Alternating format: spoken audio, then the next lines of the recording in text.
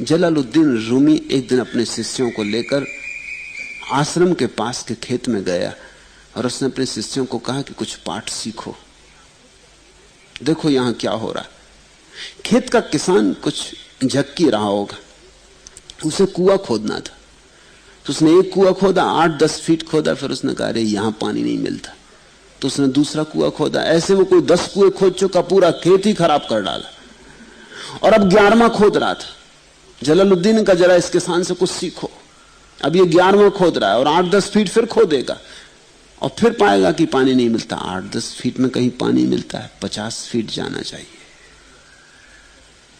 और अगर ये एक ही कुआं खोदता रहता तो कभी का पानी मिल गया होता, मगर ये खोदता है, एक छोड़ देता बीच में, देखता है कि मिट्टी ही मिट्टी आती जाती, पानी तो आता नहीं, पहले मिट्टी ही आती।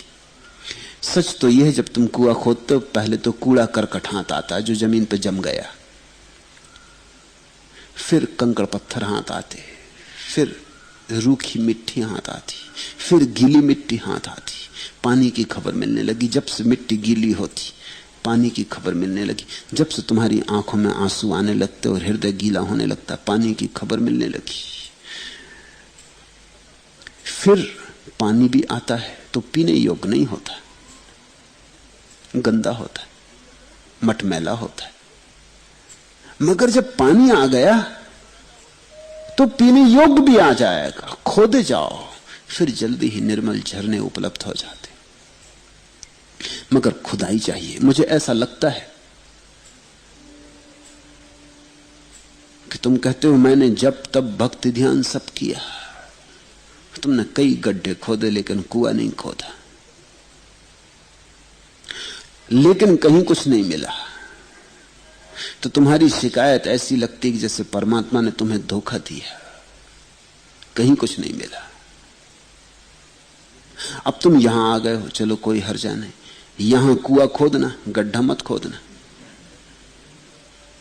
और तुम पहले से होशियारी कर रहे हो, अब तुम कह रहे हो आपकी शरण आ गया हूं, मुझे उबारे।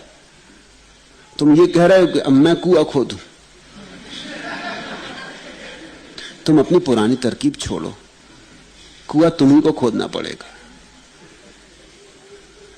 मैं इतना ही आश्वासन दे सकता हूं कि बीच में छोड़ने ना दूंगा।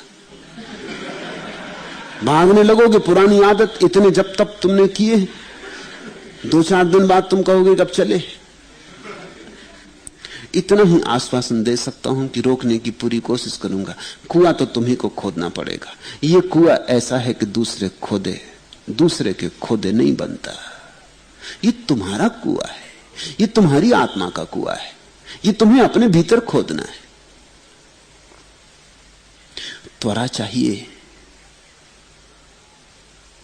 एकजुट भाव चाहिए, सातत्य चाहिए, धीरज चाहिए, प्रतीक्षा चाहिए, प्रार्थना चाहिए।